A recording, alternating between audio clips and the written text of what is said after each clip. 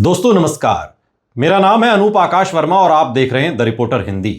चंदौली जिला पूर्वांचल की राजनीति का एक महत्वपूर्ण केंद्र है। इसकी भौगोलिक स्थिति वाराणसी, गाजीपुर, सोनभद्र और बिहार की सीमा से जुड़ने के कारण इसे राजनीतिक रूप से बेहद संवेदनशील बनाती है। उत्तर प्रदेश के विधानसभा चुनाव 2027 के संदर्भ में चंदौली में बीजेपी और समाजवादी पार्टी कांग्रेस गठबंधन के बीच सीधा मुकाबला बनने की संभावना है।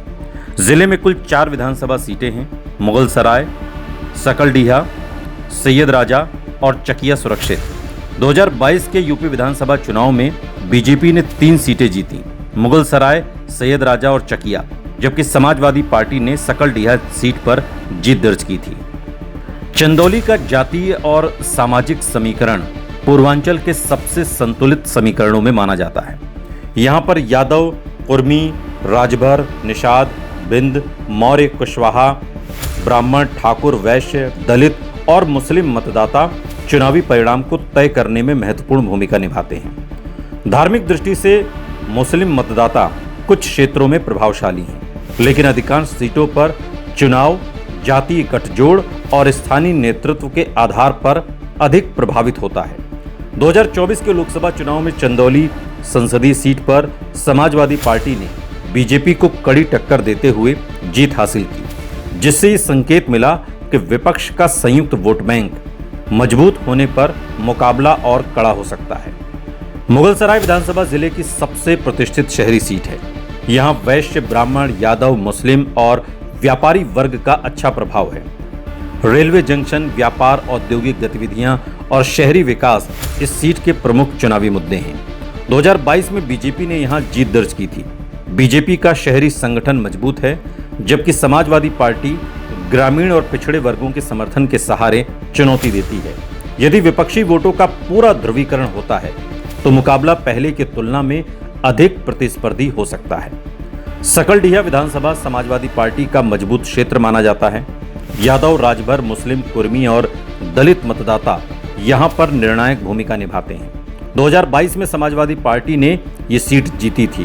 कांग्रेस के साथ गठबंधन होने से विपक्ष को अतिरिक्त लाभ मिलने की संभावना है, जबकि बीजेपी अब राजभर और गैर यादव पिछड़े वर्गों में अपनी पकड़ मजबूत करने की कोशिश कर रही है। यदि सुहेलदेव भारतीय समाज पार्टी का वोट पूरी तरह एनडीए को ट्रांसफर होता है तो मुकाबला और रोचक हो सकता है। सैयद राजा विधानसभा सीट की बात करें तो बीजेपी का अपेक्षाकृत मजबूत गढ़ मानी जाती है। यहाँ राजपूत, ब्राह्मण, वैश्य, यादव और कुर्मी मतदाता प्रभावशाली हैं। किसानों की आय, सिंचाई, सड़क, बिजली और कानून व्यवस्था प्रमुख चुनावी मुद्दे हैं। बीजेपी ने 2022 में ये सीट जीती थी और उसका संगठन यहाँ मजबूत माना जाता है। हालांकि यदि समाजवादी पार्टी ग्रामीण इलाकों में पिछड़े वर्गों का व्यापक समर्थन जुटाने में सफल रहती है तो मुकाबला पहले की तुलना में अधिक कड़ा हो सकता है। चकिया सुरक्षित सीट की बात करें तो अनुसूचित जाति के लिए रिजर्व है। यहाँ पर दलित, खरवार, गोंड, बिंद, निषाद, राजभर और अन्य पिछड़ा वर्ग निर्णायक भूमिका निभाते हैं। ये क्षेत्र आदिवासी और वनांचल प्रभाव वाला भी माना जाता है। सड़क, स्वास्थ्य, शिक्षा, सिंचाई और रोजगार यहाँ के सबसे बड़े मुद्दे हैं। 2022 में बीजेपी ने ये सीट जीती थी, लेकिन समाजवादी पार्टी ने भी कड़ा मुकाबला किया था। यदि विपक्ष दलित और आदिवासी मतदाताओं में बेहतर पैठ बना लेता है तो ये सीट प्रतिस्पर्धी हो सकती है। 2022 के चुनाव में बीजेपी के साथ निषाद पार्टी और अपना दल सोनेलाल का गठबंधन था, जबकि समाजवादी पार्टी के साथ सुहेलदेव भारतीय समाज पार्टी थी और कांग्रेस अलग चुनाव लड़ रही थी। 2027 में सबसे बड़ा बदलाव यह है कि सुहेलदेव भारतीय समाज पार्टी अब एनडीए का हिस्सा है, जबकि कांग्रेस समाजवादी पार्टी के साथ है। इससे राजभर मतों का एक हिस्सा बीजेपी गठबंधन की ओर जा सकता है, जबकि कांग्रेस का परंपरागत वोट समाजवादी पार्टी को अतिरिक्त मजबूती दे सकता है।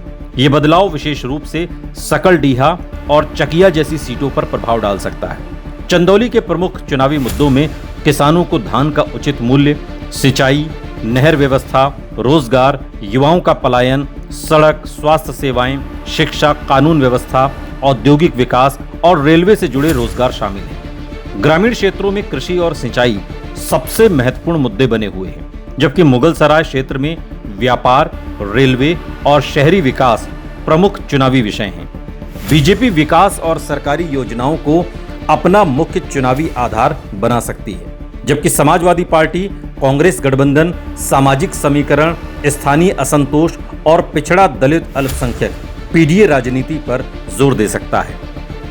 2027 का संभावित आकलन करें तो बीजेपी जहां पर मजबूत है वो मुगल सराय, सैयद राजा और चकिया सीट है, जबकि समाजवादी पार्टी की जो अपेक्षाकृत मजबूती दिखाई दे रही है सपा कांग्रेस की, वो सकलडीहा सीट पर है।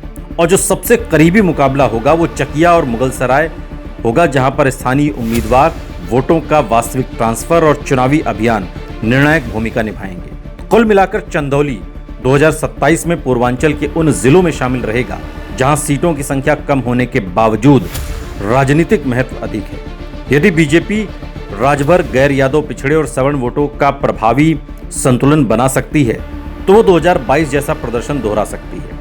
वहीं यदि समाजवादी पार्टी और कांग्रेस के बीच वोटों का प्रभावी ट्रांसफर हो सकता है तो ग्रामीण इलाकों में विपक्ष मजबूत अभियान चलाता है तो कम से कम 1-2 सीटों पर मुकाबला बहुत करीबी हो सकता है।